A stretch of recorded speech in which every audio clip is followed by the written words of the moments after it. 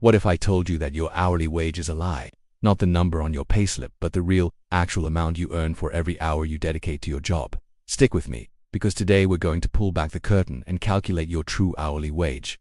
The result might just shock you. You see, your job costs you more than just the 8 hours you spend at the office. It costs you time and money that most of us never even think about. We're going to do a life audit, and by the end of this video, you'll see your job, your time, and your money in a completely new light. First, let's talk about the most obvious hidden cost, your commute. Whether you drive, take the train, or ride the bus, that time isn't free. Let's say you commute 30 minutes each way. That's 1 hour every single day, 5 hours a week. If you work 48 weeks a year, that's 240 hours spent just getting to and from your job. That's the equivalent of 6 extra 40-hour work weeks that you are not getting paid for. And we haven't even talked about the cost of gas, car maintenance, or public transit fares yet. These are direct financial drains. So, grab a piece of paper and write down your daily commute time and your monthly travel costs. Next up, let's look at the work uniform. And I don't just mean a literal uniform. It's the professional clothes you have to buy, the dry cleaning bills, the special shoes. For some it might be expensive suits, and for others, it's just having a separate wardrobe you wouldn't wear otherwise. Think about how much you spend per year just to look the part. Add that to your list. Now for a big one, food and coffee. How often do you grab a coffee on the way to work or buy lunch because you were too tired to pack one the night before? That convenience adds up fast. A $5 lunch and a $4 coffee every day. That's $9 a day, $45 a week, and over $2,000 a year. Let that sink in. These are costs you likely wouldn't have if you were working from home or not working at all. Be honest with yourself and estimate your monthly spend on work-related food and drinks. But the hidden costs aren't just financial. Let's talk about the time it takes to get ready for work and unwind after. Waking up an hour early to shower, get dressed, and mentally prepare. That's part of your work commitment. What about the time you spend when you get home, totally drained, just scrolling on your phone to decompress from the stress of the day? That's not really free time, is it? It's recovery time that your job demands.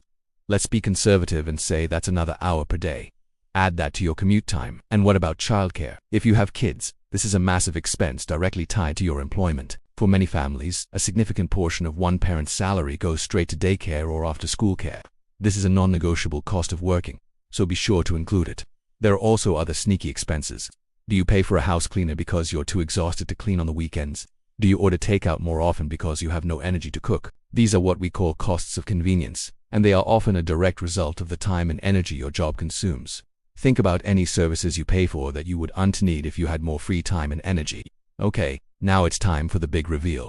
Let's put it all together. First, let's calculate your real weekly time commitment. Take your standard 40-hour work week. Add your weekly commute time. Add the time you spend getting ready and decompressing. Let's use an example. 40 hours of work, plus 5 hours of commuting, plus 5 hours of prep and recovery. That's not a 40-hour week. It's a 50-hour week. Next, let's figure out your real weekly income. Take your weekly take-home pay, after taxes. Now, subtract all those hidden costs we listed. Subtract your weekly gas or transit costs. Subtract your weekly spending on work lunches and coffee. Subtract your weekly costs for work clothes or dry cleaning. Subtract your prorated weekly childcare costs. Let's do the math with an example. Say you take home $800 a week. From that you spend $50 on gas, $45 on food and coffee, and let's say $200 on childcare. Your $800 is suddenly $505. Now for the moment of truth. To find your real hourly wage, you take your real weekly income and divide it by your real weekly hours. In our example, that's $505 divided by 50 hours. Your real hourly wage isn't the $20 you thought it was based on your salary.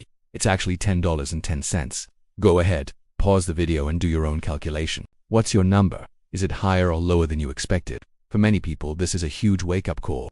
They realize they're working for far less than they thought, trading huge chunks of their lives for a wage that barely covers the cost of having the job in the first place. So what's the point of all this? Is it to make you quit your job tomorrow?